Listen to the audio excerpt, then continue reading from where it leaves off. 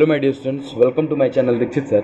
I am Surya Dikshit and my dear students, welcome to my class Quantum Mechanics lecture number 3 revision my dear students. ठीक है my dear students, हम लोग revision कर रहे हैं quantum mechanics का और हमने कवर कर लिया है हाइजन अनसर्टेनिटी प्रिंसिपल तक. ठीक है my dear students, तो चलिए आगे बढ़ते हैं. हाइजन अनसर्टेनिटी प्रिंसिपल में आपने देखा था तीन चीज़ों को. पहला पॉइंट नोट करिएगा, del E del t greater than is equal to h cross by 2 and second is del z del z कह सकते हैं, ठीक है ना, del z del theta greater than is equal to h cross by 2 and my dear students third point is del x into del px greater than, ये greater than का sign है, greater than is equal to h cross by 2. तो my dear students, इसमें आपने देखा कि ये energy और टाइम का हो गया, ये एंगुलर वाली बातें हो गई, ठीक है, यहाँ पे पोजीशन मोमेंटम की बात हो गई, ठीक है. तो आपने इन तीन चीज़ों से क्या देखा, अनसर्टेनिटी देखी. क्या देखी? अनसर्टेनिटी देखी. ठीक है माय डियर स्टूडेंट्स, अनसर्टेनिटी को देखा कि ये अनसर्टेनिटी है क्या, किस चीज़ की है. जो इलेक्ट्रॉन क्या कर रहा है माय डियर स्टूडेंट्स, किसी ऑर्बिट में मूव कर रहा है, उसकी ये अनसर्टेनिटी हम इतने तरीक़ों से पता कर सकते हैं. या तो उसका एनर्जी टाइम हमें पता हो, ठीक है, या फिर हम उसे एंगुलर के बारे में जानते हो, कैसा एंगुलर मोमेंटम है, कैसा एंगुलर थीटा पे कैसे 5 डिग्री पे मूव कर रहा है, या फिर माय डियर स्टूडेंट्स हमें उसका पोजीशन और मोमेंटम पता हो. यही दोनों, ये जो अनसर्टेनिटी है माय डियर स्टूडेंट्स, यही डिफरेंस क्रिएट करती है क्लासिकल मैकेनिक्स और क्वांटम मैकेनिक्स के बीच में. तो ठीक है माय डियर स्टूडेंट्स, तो ये चीज़ हो गई थी. ठीक है माय डियर स्टूडेंट्स, आज हम क्या करते हैं, आज हम आगे बढ़ते हैं इससे. ठीक है, ये इसमें कंफ्यूज मत होइएगा, एक एंगुलर क्या है, ये क्या है, एंगुलर मोमेंटम है, और दूसरा ये क्या है, एंगुलर डिस्प्लेसमेंट है माय डियर स्टूडेंट्स. ठीक है, तो इसमें बिल्कुल भी किसी को भी कंफ्यूज नहीं होना है, और आप इसे क्या कर सकते हैं, प्रूफ कर सकते हैं. कैसे कर सकते हैं? तो माय डियर स्टूडेंट्स, अगर आप क्या करें, इसे डिराइव करना चाहें तो इसके लिए हम बताते हैं. यहाँ तक समझ में आया? अब आगे आ जाइए. ठीक माय डियर स्टूडेंट्स, समझिएगा. अगर हम क्या करें, kinetic energy is equal to होता है, डायरेक्टली लेते हैं, E is equal to half mv² होता है माय डियर स्टूडेंट्स. ठीक है, हम क्या करें, del E is equal to half, ठीक है, m and my dear students 2v del v, ऐसा हम लिख सकते हैं इस चीज को, v² को. तो क्या हो जाएगा, del E is equal to mv del v and del E is equal to my dear students v m del v, ऐसा लिख सकते हैं. तो इस चीज को ये भी लिख सकते हैं कि del E is equal to my dear students v del p, लिख सकते हैं इसे p. ठीक है, यानी कि since v is equal to del x upon del t, ये देखो ज़्यादा हो गया क्या, del x upon del t दिखाई दे रहा. चलो लिख लेना मेरे भाई. अब आ जाओ, अब इस चीज़ को लिख सकते हो, यहाँ पे देख लेना, इस चीज़ को लिख सकते हो, del e del t is equal to del x del p. कैसे लिख सकते हो माय डियर स्टूडेंट्स, इस चीज़ को जरा सोचो, कैसे लिख सकते हो, एक स्टेप यहाँ पे सोचो कैसे. अरे सर जी ऐसे, del E is equal to, अगर हम क्या लिख दें, del x del t dot del p. अब समझ में आया? अरे कुछ नहीं किया, इस डेल t को क्या किया, इस डेल t को क्या किया, इधर भेज दिया. ठीक है, तो ये क्या गया, ये इक्वेशन आ गया.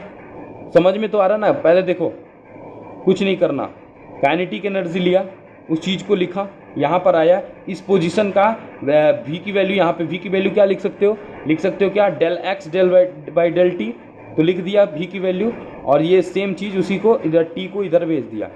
अब क्या हुआ माय डियर स्टूडेंट्स, अब आप देखोगे कि जो del E dot del t होता है इज इक्वल टू, हमने पाया क्या, यहाँ पे देखोगे तो डेल x डेल p हुआ. तो इस चीज़ को लिखते हैं greater than is equal to h cross by 2, और यहाँ से हमारी जो वैल्यू है माय डियर स्टूडेंट्स क्या हुई, प्रूव्ड होगी, क्या हुई, यहाँ से हमारी जो वैल्यू है क्या हो गई, प्रूव्ड होगी माय डियर स्टूडेंट्स। यानी कि हम कह सकते हैं माय डियर स्टूडेंट्स कि अगर हम क्या करना चाहें, अगर हम अनसर्टेनिटी को प्रूव करना चाहें कि क्या ये सच में है, तो हम उसकी काइनेटिक एनर्जी को पकड़ेंगे और क्या करेंगे, एक सिंपल सा प्रोपोर्शन बनाते हुए हम इस चीज़ को प्रूव कर सकते हैं कि वो h क्रॉस बाई 2 के इक्वल होता है। इसे क्या पढ़ते हैं, h क्रॉस पढ़ते हैं, ठीक है, h क्रॉस बाई 2 के इक्वल होता है। इसी तरह आप अनसर्टेनिटी के बचे हुए दो पार्ट्स कर सकते हैं। बचे हुए दो पार्ट्स मतलब कि एक एंगुलर वाला, ठीक है, और एक एनर्जी टाइम वाला आप कर लेंगे माय डियर स्टूडेंट्स, ठीक है।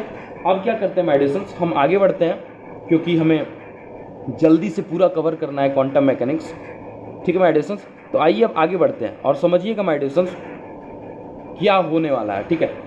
तो माय डियर स्टूडेंट्स एक होता है uncertainty relation using gamma rays, क्या, अनसर्टेनिटी रिलेशन, केवल इतना ही लिखते हैं, ठीक ना। अनसर्टेनिटी का रिलेशन होता है माय डियर स्टूडेंट्स। इसमें दरअसल होता क्या है, एक ऑब्जेक्ट यूज करते हैं जो कुछ इस तरह से दिखाई देता है, ठीक है, कुछ इस तरह से दिखाई देता है, कॉनिकल शेप नीचे होता है, ठीक माय डियर स्टूडेंट्स।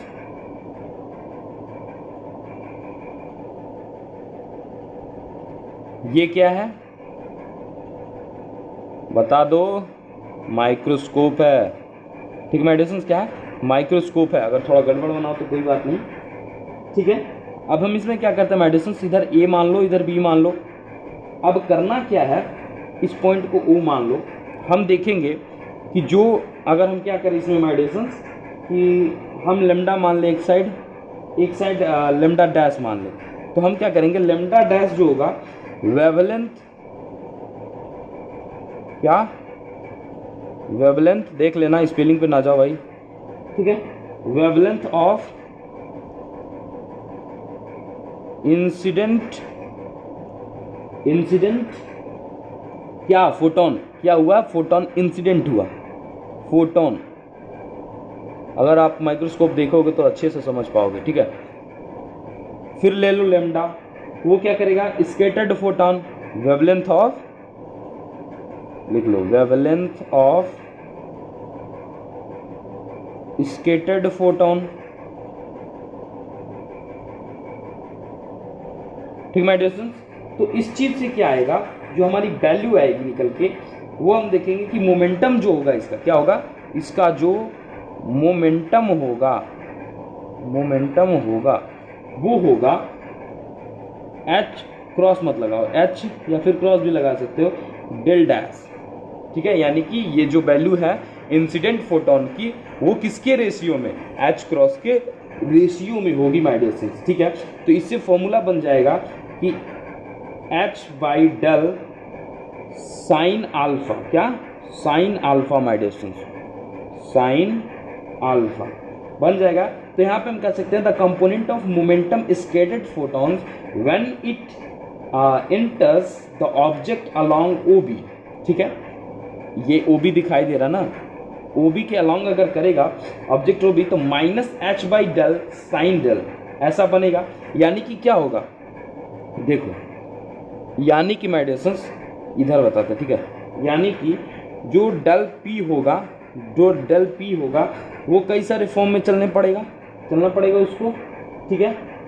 तो इसका इक्वेशन एट लास्ट क्या हो जाएगा, जो इसका इक्वेशन हो जाएगा वो हो जाएगा डेल एक्स, ठीक है, दिखाई दे रहा, del x dot del p, कई सारा है तो एक्स, ठीक है, greater than is equal to, अभी देखो 1/2 h बाई, यहाँ पे क्या करेंगे, साइन है तो साइन का क्या होगा, रोटेट होगा तो 2 पाई हो जाएगा, ठीक है, क्या हो जाएगा, 2 पाई हो जाएगा। अगर नहीं समझ में आ रहा तो ये समझो कि कई सारे पी के मिलने से वजह से यहाँ पे x आ गया, बस इतना ही फंक्शन होगा। अब क्या होगा, del x del p x, ठीक है, greater than is equal to, ठीक है, greater than is equal to, और ये क्या हो जाएगा, h क्रॉस बाई 2, ये हमारा क्या हो जाएगा, पोजीशन मोमेंटम की अनसर्टेनिटी प्रूव हो जाएगी। क्या हो जाएगी माय डियर स्टूडेंट्स, पोजीशन और मोमेंटम की अनसर्टेनिटी प्रूव हो जाएगी। क्या ऐसा हुआ, दिखाई दे रहा था। चलो अब देखना माय डियर स्टूडेंट्स, यहाँ पे समझना, इस चीज को हटाते हैं, ठीक है, अब देखना जरा, अब हम क्या करते हैं माय डियर स्टूडेंट्स, अगर हम पूछें कि ये हमारा क्या था, इलेक्ट्रॉन था, ये इस ऑर्बिट में मान लो मूव कर रहा था, ये हमारा न्यूक्लियस है जिसमें क्या है, न्यूट्रॉन है, प्रोटॉन है, ठीक है। तो हमने क्या पढ़ा, हमने पढ़ा कि ये जो इलेक्ट्रॉन है, ठीक है, इलेक्ट्रॉन है, ये क्या कर रहा है, मूव कर रहा है, वेलोसिटी के साथ है, कई सारी चीज़ें इनके बारे में हमने पढ़ा। अब हमारा ध्यान जरासर कहाँ चला गया, न्यूक्लियस की तरफ, ठीक है। जितने भी साइंटिस्ट हुए अब उनका ध्यान मुड़ा न्यूक्लियस की तरफ माय डियर स्टूडेंट्स, तो वो सोचने लगे एक क्वेश्चन, उस क्वेश्चन का नाम माय डियर स्टूडेंट्स जो कि आपके एग्जाम में पूछता है 5 मार्क्स में, वो क्वेश्चन है my dear students, why electron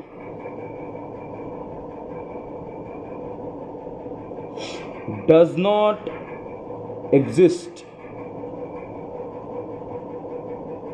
inside the nucleus। अब लो माय डियर स्टूडेंट्स, कितना बेहतरीन क्वेश्चन आपके सामने आ गया कि why electron does not exist inside the nucleus my dear students. तो इस क्वेश्चन को माय डियर स्टूडेंट्स लगभग हर साल पूछा जाता है, आपका डीडीयू का एग्ज़ाम हो, इलाहाबाद यूनिवर्सिटी का एग्ज़ाम हो, बीएचयू का एग्ज़ाम हो, चाहे कई सारे सेंट्रल यूनिवर्सिटीज़ में इसे पूछा जाता है, ठीक है। एटलीस्ट माय डियर स्टूडेंट्स इसे आईआईटी रुड़की में भी कई बार पूछा गया है ये क्वेश्चन, ठीक है। तो माय डियर स्टूडेंट्स इस क्वेश्चन को ध्यान देना कि why electron does not exist inside the nucleus. तो इसका कारण ये होता है माय डियर स्टूडेंट्स कि जो क्या होता है, इसका ई होता है, ई मतलब समझ रहे हो, E इज इक्वल टू होता है, वो होता है 9.89 मेगा इलेक्ट्रॉन वोल्ट। हमने आपको इस चीज को पढ़ाया है, ठीक है। मेगा इलेक्ट्रॉन वोल्ट इतना ये क्या होता है माय डियर स्टूडेंट्स। अब समझो कि maximum energy of a beta particle emitted during the beta decay is 4.4 mega electron volt. अब सोचो जरा, ये देखो स्ट्रक्चर, इस पर ध्यान दो, इसकी जो मैक्सिमम टेंडेंसी है माय डियर स्टूडेंट्स वो क्या है, 4.4 मेगा इलेक्ट्रॉन वोल्ट है, ठीक है। यानी कि समझो कि 10 में से 4.4 है। अब कोई बंदा क्या कर रहा है, 9.89 ला रहा है माय डियर स्टूडेंट्स, 9.89 ला रहा है, यानी कि इलेक्ट्रॉन के पास इतना मेगा इलेक्ट्रॉन वोल्ट का वो है, एनर्जी है, इसके पास इतने का ही है। तो ये क्या होगा, जब ये ज़्यादा है तो आपने पढ़ा होगा जो चीज़ें ज़्यादा होती हैं वो मतलब क्या होंगी, वो अपने अंदर किसी को ले सकती हैं, कम वाला थोड़ी ले पाएगा। अब जैसे क्या है, आपके पास अगर 50,000 है तभी ना आप किसी को 10,000 दे सकते हैं, ठीक है। अब 10,000 वाला आपको 50,000 थोड़ी देने वाला है, ठीक है। तो इसमें क्या मेडिसिन, इस चीज़ से समझ सकते हैं हम कि जो इलेक्ट्रॉन है, ठीक है, ये हाईली स्टेबल किस में है, ऑर्बिट्स में हाईली स्टेबल है, न कि न्यूक्लियस में। न्यूक्लियस इसका क्या कर सकता है, इसकी एनर्जी को इमिट कराएगा, ठीक है, बाहर फेंक देगा, उसको एब्जॉर्ब नहीं कर सकता, उसको अपने पास नहीं रख सकता। इसीलिए कहते हैं my dear students, hence we can say that an electron can not exist inside the nucleus, ठीक है। ऊपर से माय डियर स्टूडेंट्स जो प्रोटॉन्स के जो पार्टिकल्स होते हैं, ठीक है, वो क्या होता है माय डियर स्टूडेंट्स, बेहद क्या होते हैं, जो उसका चार्ज होता है, जिसका एटॉमिक स्ट्रक्चर होता है, एटॉमिक साइज होता है, ये इसके तुलना में भी छोटे होते हैं, ठीक है। इसलिए क्या होता है माय डियर स्टूडेंट्स, ये ऐसा नहीं होता। मेन रीज़न अगर कोई पूछे तो वो यही होगा कि इनका जो होता है बीटा डीके, क्या लिख लेना, बीटा डीके एक्सपेरिमेंट के थ्रू होता है, ठीक है। बीटा डीके होता है इन दोनों का, वो होता है 4.4 मेगा इलेक्ट्रॉन वोल्ट। अब जो इलेक्ट्रॉन होता है उसका अकेले होता है 9.89 मेगा इलेक्ट्रॉन वोल्ट, ठीक है। अगर कोई प्रूफ करने के लिए इस चीज़ को कह दे, कहना ठीक है भैया जी आप प्रूफ कर लीजिए खुद ही, तुम फॉर्मूले बता देना, ऐसे कह देना, ये लो E is equal to del p square upon 2m। अब यहाँ पे प्रूफ कर लो, कैसे हो जाएगा मैं आपको बता देता हूँ, ठीक है। 5.257 होता है into 10 to the power minus 21, ठीक है, 21। अब देखो इसका क्या है, स्क्वायर है, upon 2 into 9.1 into 10 to the power minus 31, ये होता है इसका मास इलेक्ट्रॉन का। अब आप इसको कट आउट कर लो, ठीक है, बचने वाला है क्या, 9.89 मेगा इलेक्ट्रॉन वोल्ट। करके देख लेना, E इज इक्वल टू यही आने वाला है माय डियर स्टूडेंट्स, ठीक है। क्या आने वाला है, 9.89 मेगा इलेक्ट्रॉन वोल्ट। ठीक है, तो अगर किसी ने पूछा कि कैसे हम मान लें तब बता देना ऐसे, और इसका फुल आंसर यही हुआ। ठीक है, मेन रीजन जो आपको बीएससी में बताना है वो यही है। अब क्या करते हैं माय स्टूडेंट्स, अब थोड़ा और आगे बढ़ते हैं।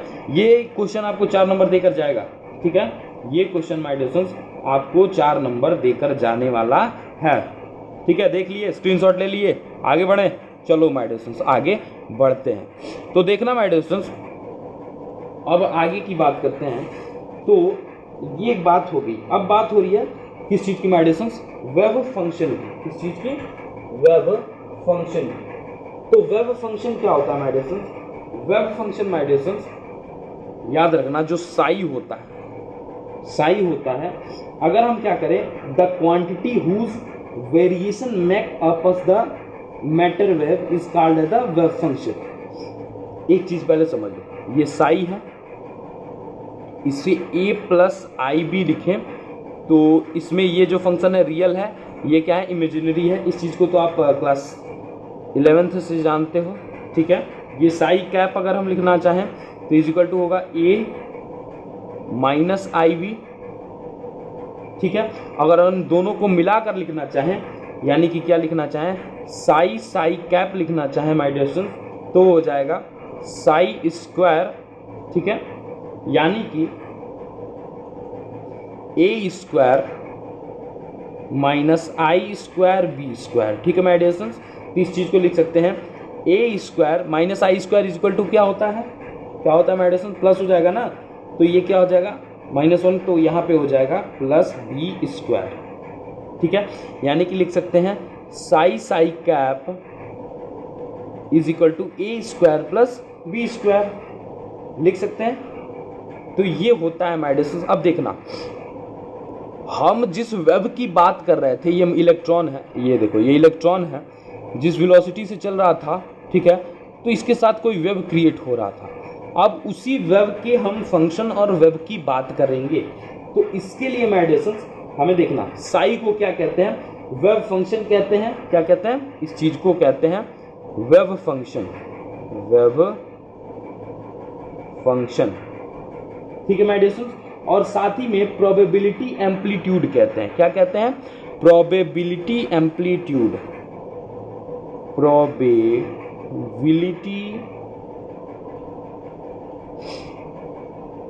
एम्पलीट्यूड मतलब प्रायिकता एम्पलीट्यूड। अब देखो इस चीज को कहा गया भैया, ये साई स्क्वायर को क्या कहते हैं, साई स्क्वायर को कहते हैं माय डियर स्टूडेंट्स प्रोबेबिलिटी। देख लो कभी कभी 1 मार्क्स में यही क्वेश्चन पूछा जाता है, प्रोबेबिलिटी डेंसिटी कहते हैं। क्या कहते हैं, प्रोबेबिलिटी डेंसिटी कहते हैं। ठीक है, 1 मार्क्स में ये पूछ देता है, ये प्रोबेबिलिटी एम्पलीट्यूड किसे कहा जाता है, प्रोबेबिलिटी डेंसिटी किसे कहा जाता है। तो साई को प्रोबेबिलिटी एम्पलीट्यूड और साई स्क्वायर को प्रोबेबिलिटी डेंसिटी। ठीक है, ये क्लियर, 1 मार्क्स में पूछे जाना क्वेश्चन। अब देखो इससे आगे चलोगे तो पूछेगा कि condition to be satisfied by the wave function. अब पूछेगा कि जो वेव फंक्शन हम बात कर रहे हैं जिसकी, क्या वो किस चीज को, किस कंडीशन को क्लैरिफाई करता है। ये तो ये खास समझ में आ गया। अब आगे बढ़ते हैं। ठीक है, अब देखना किस चीज को क्लैरिफाई करता है, इस पे समझते हैं, यानी कि कंडीशन। आइए सर जी कंडीशन की बात करते हैं। ठीक है, पहला कंडीशन ये जो होता है my dear students, single valued होता है। क्या होता है, सिंगल वैल्यूड होता है। किसकी बात चल रही है, साई की, साई की। ठीक है, वेव फंक्शन की बात है, सिंगल वैल्यूड होता है। दूसरा कंडीशन, ये फाइनाइट होता है। फाइनाइट मतलब समझते हो ना, तय होता है कि इतना ही होगा। ठीक है, फाइनाइट होता है। जैसे माय डियर स्टूडेंट्स 0 से 1 तक क्या होता है, साई होता है। अब देखो तीसरी चीज माय डियर स्टूडेंट्स, ये कॉन्टिन्यूअस होता है। क्या होता है, जैसे मान लो कोई इलेक्ट्रॉन है, या आप समझो कोई इलेक्ट्रॉन है, ये अगर चल रहा है तो ये क्या होगा, इसका जो फ्लो जब तक एनर्जी किसी को ट्रांसफर ना करेगा, वेव क्या होगा, कंटिन्यूअस होगा। वेव क्या होगा, कंटिन्यूअस होगा। तो यहाँ पे क्या लिखेंगे, ये कॉन्टिन्यूअस होता है।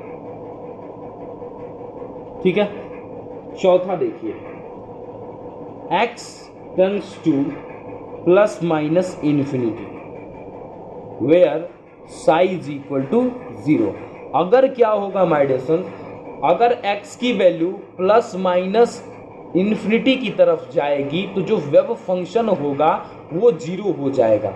इसका मतलब समझ रहे हो कि अगर ये इलेक्ट्रॉन है तो इसका अगर डायरेक्शन फिक्स ना हो, वेलोसिटी फिक्स ना हो, कुछ भी अगर फिक्स ना हो, तो ये क्या हो जाएगा, इसमें वेव जो होगा, वे क्रिएशन ऑफ वेव होगा, वो 0 हो जाएगा। ठीक है, यानी कि वो क्या करेगा, x जो है टेंस करेगा इन्फिनिटी की तरफ।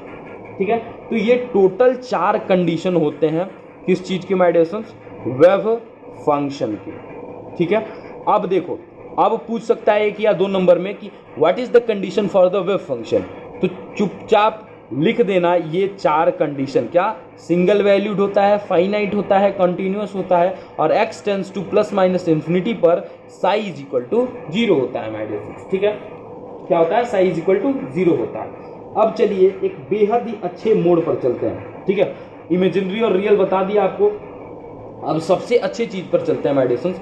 इस वेव फंक्शन की जितनी थ्योरीज आई उनमें से लगभग 90% जिन्होंने दिया था उनका नाम था श्रोडिंगर। क्या नाम था माय डियर फ्रेंड्स, श्रोडिंगर। तो अब उनकी बात करते हैं, किनकी, श्रोडिंगर की।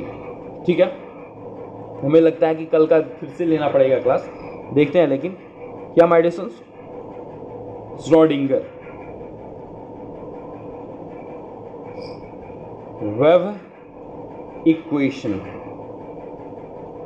My dear friends, quantum mechanics की दुनिया में जब वेव क्रिएशन की बात होने लगी माय डियर फ्रेंड्स, जब वेव की बात होने लगी तो श्रोडिंगर ने एक वेव इक्वेशन दिया। देखो, श्रोडिंगर एक साइंटिस्ट का नाम है, इन्होंने एक इक्वेशन दिया। इन्होंने कहा कि अगर हम क्या करते हैं, डेल स्क्वायर साई की वैल्यू फाइंड करना चाहें तो वो होगा 1/v स्क्वायर, यानी कि वेलोसिटी का square, d2 psi by dt square. ये इन्होंने क्या दिया माय डियर फ्रेंड्स, फॉर्मूला दिया। किन्होंने दिया, श्रोडिंगर ने। किन्होंने दिया, श्रोडिंगर ने। श्रोडिंगर एक क्या थे, साइंटिस्ट थे, जिन्होंने एक वेव इक्वेशन दिया, जो कि वेव इक्वेशन ये है, del two psi is equal to 1/v d2 psi dt square. ठीक है, डिफरेंशिएशन का एक इक्वेशन दिया। अगर हम क्या करें माय डियर फ्रेंड्स, अगर हम सॉल्यूशन ऑफ दिस इक्वेशन निकालना चाहें, क्या निकालना चाहें, सॉल्यूशन ऑफ द इक्वेशन। ठीक है, इक्वेशन निकालना चाहें तो क्या होगा, ये हो जाएगा साई फंक्शन कौन सा, आर टी पर। ठीक है, जो आर टी पे चल रहा है, आर टी पर इज इक्वल टू में साई नॉट, ये नॉट क्या है, या साई 0 कह ले। ठीक है, अब देखो R E minus aorta omega T. ठीक है, इसको इधर लिख लो, साई आर टी। ये क्या हो जाएगा, देखो ये इसका इक्वेशन हो गया, ये फंक्शन इक्वेशन हो गया। ठीक है, तो श्रोडिंगर ने जो दिया था ये एक्सपेरिमेंटली था माय डियर फ्रेंड्स, इसे प्रूव करना श्रोडिंगर की बस की बात है, हमारे भी बस की बात है, लेकिन उस चीज का समय नहीं है और इस चीज को हमने बता दिया है, ये रिवीजन चल रहा है। ठीक है, तो माय डियर फ्रेंड्स ये 2 इक्वेशन बताया था किसने, श्रोडिंगर ने। श्रोडिंगर ने इस चीज को बता दिया माय डियर फ्रेंड्स। फिर क्या हुआ, फिर माय डियर फ्रेंड्स जो del two psi plus 2m upon h0 square हमने किया, यानी कि जब हमने क्या किया, इसमें 2 कंडीशन बनाए। क्या, 2 कंडीशन बनाए, समझना, इस इक्वेशन को ध्यान देना।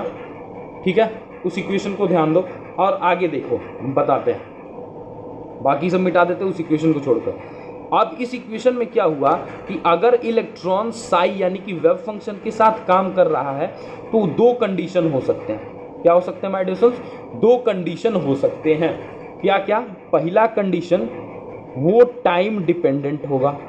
क्या होगा, टाइम डिपेंडेंट होगा, यानी समय पर निर्भर होगा। दूसरा माय डियर फ्रेंड्स वो टाइम इंडिपेंडेंट होगा। ठीक है, वो टाइम इंडिपेंडेंट होगा माय डियर फ्रेंड्स, ऐसा होगा। तो इसके लिए इन्होंने 2 इक्वेशन बनाए। ठीक है, श्रोडिंगर टाइम इंडिपेंडेंट के लिए क्या किया उन्होंने उसे बनाया del two psi plus 2m upon h0 का square E minus V, E V. ठीक है, अरे वही जो फंक्शन का ग्राफ चल रहा था ना शुरू में, वही जो पढ़ा होगा वो जान रहा होगा, साई इज इक्वल टू 0। ठीक है माय डियर स्टूडेंट्स, ये देखो ये जो इक्वेशन बना ये टाइम इंडिपेंडेंट के लिए बना माय डियर स्टूडेंट्स। किसके लिए बना? Schrodinger wave equation from time independent. अब देखो, अब आपसे क्वेश्चन पूछे 5 नंबर में श्रोडिंगर वेव इक्वेशन, ऐसा पूछेगा, ठीक है, तो श्रोडिंगर पहले लिखना, फिर उसका जो फंक्शनल था वो लिखना, फिर क्या लिखना? टाइम इंडिपेंडेंट लिखना इस वाले इक्वेशन को, और सबके क्लैरिफिकेशन के लिए लिखना क्या क्या चीजें हैं, ये ई और ई माइनस भी कहाँ से आया, ठीक है, पोटेंशियल कहाँ से आया आपके पास। अब देखो माय डियर सर, अब हम किस इक्वेशन की बात करें, ये तो हो गया टाइम इंडिपेंडेंट। अगर हम पूछना चाहें कि टाइम डिपेंडेंट क्या होगा, फिर आपका जवाब क्या होगा माय डियर सर? तो आपका जवाब होना चाहिए जो टाइम डिपेंडेंट होगा वो होगा माय डियर सर, देखना माइनस एच नॉट का स्क्वायर, ठीक है, अपॉन 2m, ठीक है, एच नॉट का स्क्वायर यहाँ पे नीचे था वहां पे ऊपर है, अभी देखना बताते हैं। फिर क्या? del 2 प्लस v, अब इस ब्रैकेट को बंद कर दो, साई, ठीक है, और इसके इज इक्वल टू में आई एच नॉट अपॉन, देखो डी साई, नहीं दिखाई दे रहा, कोई बात नहीं, अब दिखाई दे रहा, D psi by D T. ठीक है माय डियर स्टूडेंट्स, बस इतना ही है, ठीक ना। ये जो इक्वेशन बना है ये हो जाएगा, क्या हो जाएगा? Time dependent. अब देखो ये जो इक्वेशन बना है ये क्या है? श्रोडिंगर इक्वेशन है। अब इसमें हमने देखा दो चीजें, क्या हुआ? पहला कंडीशन जो टाइम डिपेंडेंट था इसमें ई और वी आया, ठीक है, ई और वी आया, जो कि क्या कर रहा था? इसे टाइम से रिलेट कर रहा था। क्या कर रहा था? टाइम से रिलेट कर रहा था? बिल्कुल नहीं कर रहा था। क्या इसमें कहीं टाइम दिखाई दे रहा है आपको? क्या कहीं टी दिखाई दे रहा है आपको?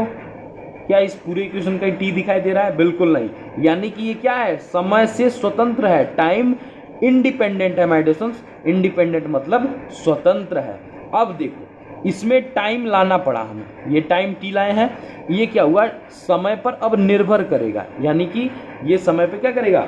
निर्भर करेगा माय डियर स्टूडेंट्स। तो जो वेव क्रिएशन होगा कितने टाइम में कितना हो रहा है, इस अगर पता करना हो तो इस चीज से, अगर टाइम की बात ही नहीं हो तो इस चीज से, यानी कि श्रोडिंगर का, दिमाग में डाल लो, किसका? श्रोडिंगर, ठीक है, कई लोग कुछ और ही बोलते हैं। श्रोडिंगर का इक्वेशन जानना हो तो ये 3 इक्वेशन आपके भेजे में एकदम फिट होना चाहिए। श्रोडिंगर एकदम लिख के ले लो कि ये एग्जाम में आने वाला है, ठीक है माय डियर स्टूडेंट्स, लिख के ले लो कि ये आपके एग्जाम में आने वाला है। तो ये श्रोडिंगर का 3 इक्वेशन आपके दिमाग में होना चाहिए माय डियर स्टूडेंट्स, ठीक है।